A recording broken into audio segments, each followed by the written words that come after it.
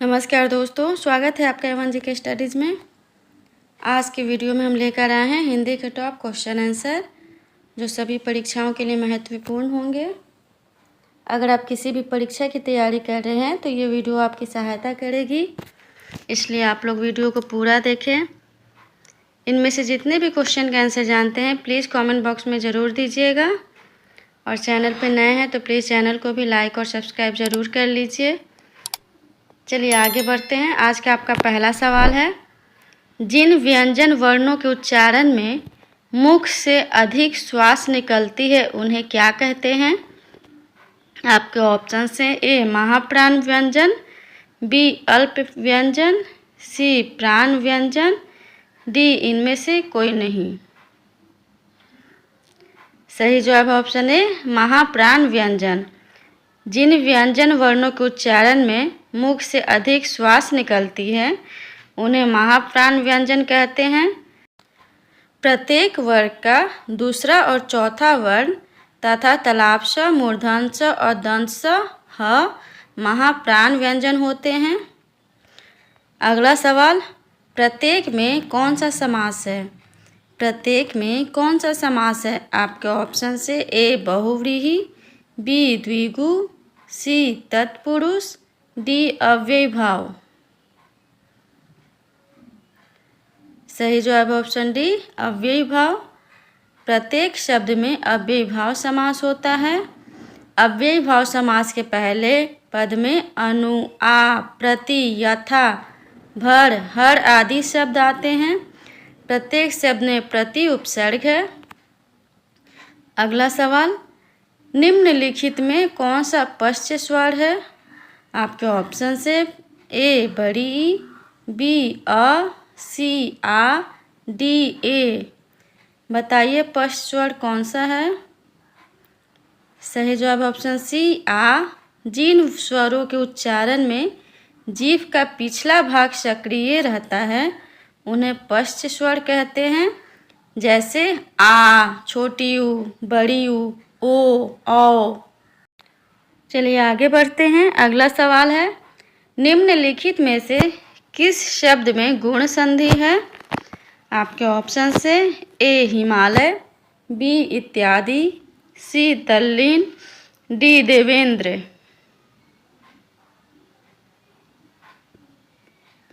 सही जवाब है ऑप्शन डी देवेंद्र। जिस शब्द के बीच में ए की मात्रा होती है उसमें गुण संधि होते हैं। अगला सवाल, इनमें से कौन सा यौगिक शब्द है? इनमें से कौन सा यौगिक शब्द है? आपके ऑप्शन हैं ए लेखक, बी पुस्तक, सी विद्यालय, डी योगी। सही जवाब है ऑप्शन सी विद्यालय। जिन शब्दों का खंड किया जा सके और प्रत्येक खंड का अर्थ होता हो वह यौगिक होता है, जैसे विद्यालय, विद्याधन, आलय। अगला सवाल, हाड़ौती बोली कहाँ बोली जाती है? आपके ऑप्शन से ए उत्तर प्रदेश, बी हरियाणा, सी राजस्थान, डी मध्य प्रदेश। जवाब दीजिए। सही जवाब है ऑप्शन सी राजस्थान। हाड़ौती बोली जो राजस्थानी भाषा समूह की एक उपभाषा है। अगला सवाल, 6 वर्ण किसके योग से बनता है? आपके ऑप्शन से ए क धन च, बी क धन मूर्धन स, सी क धन छ, डी क धन तालाब श। सही जवाब है ऑप्शन बी क धन मूर्धन स। 6 वर्ण क और श के योग से बनता है, इसे संयुक्त वर्ण कहते हैं। अगला सवाल है, वाक्य में प्रयुक्त शब्द को क्या कहते हैं? वाक्य में प्रयुक्त शब्द को क्या कहते हैं? आपके ऑप्शन हैं ए लिपि, बी पद, सी शब्दांश, डी भाषा। सही जवाब है ऑप्शन बी पद। जब कोई शब्द व्याकरण के नियमों के अनुसार वाक्य में प्रयोग किया जाता है तो उसे पद कहा जाता है। चलिए आगे बढ़ते हैं। अगला सवाल है, पूजा ढोलक बजाती है। पूजा ढोलक बजाती है वाक्य में कौन सी क्रिया है?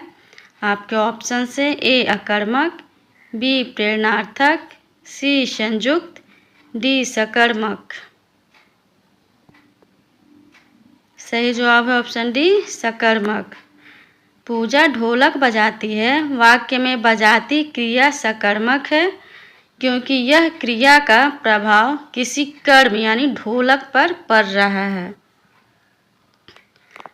अगला सवाल, हे मेरे जूही के फूल जैसे ईश्वर पंक्ति में कौन सा अलंकार है?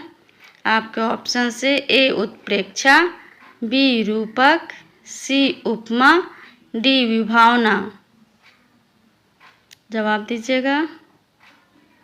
सही जवाब ऑप्शन सी उपमा। पंक्ति में उपमा अलंकार है, क्योंकि यहाँ ईश्वर की तुलना जूही के फूल से की गई है। अगला सवाल, ओम को किस तरह का स्वर कहा जाता है? ओम को किस तरह का स्वर कहा जाता है? आपके ऑप्शन हैं ए हर्ष स्वर, बी प्लुत स्वर, सी घोष स्वर, डी दीर्घ स्वर। सही जवाब है ऑप्शन बी प्लुत स्वर। ओम को प्लुत स्वर कहा जाता है क्योंकि इसके उच्चारण में दीर्घ स्वर से भी अधिक समय लगता है। अगला सवाल, वाच्य कितने प्रकार के होते हैं? वाच्य कितने प्रकार के होते हैं? आपके ऑप्शन से ए 3, बी 4, सी 5, डी 8। सही जवाब है ऑप्शन ए 3। वाच्य 3 प्रकार के होते हैं, कर्तृवाच्य, कर्मवाच्य और भाववाच्य। अगला सवाल, जिस स्वर के उच्चारण में 2 मात्रा का समय लगता है उसे क्या कहते हैं? आपके ऑप्शन से ए मूल स्वर, बी संयुक्त स्वर, सी गुरु स्वर, डी लघु स्वर। सही जवाब है ऑप्शन सी गुरु स्वर। जिन स्वरों के उच्चारण में 2 मात्रा का समय लगता है या हर्ष से दुगना समय लगता है उनको गुरु स्वर कहते हैं। अगला सवाल है, के लिए किस कारक का चिन्ह है? के लिए किस कारक का चिन्ह है? आपके ऑप्शन से ए कर्म कारक, बी संप्रदान कारक, सी संबंध कारक, डी अपादान कारक। जवाब दीजिए, के लिए किस कारक का चिन्ह है? सही जवाब है ऑप्शन बी संप्रदान कारक। के लिए चिन्ह संप्रदान कारक का है, जिसका अर्थ है किसी को कुछ देना या किसी के लिए कुछ करना। अगला सवाल है, सूरज का 7वां घोड़ा किस विधा की रचना है? सूरज का 7वां घोड़ा किस विधा की रचना है? आपके ऑप्शन से ए कहानी, बी आत्मकथा, सी उपन्यास, डी निबंध संग्रह।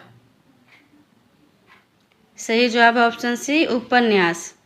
सूरज का 7वां घोड़ा धर्मवीर भारती द्वारा रचित एक लघु उपन्यास है। आज के लिए इतना ही। अगर वीडियो अच्छा लगा हो तो प्लीज़ चैनल को सब्सक्राइब करना ना भूलें। धन्यवाद।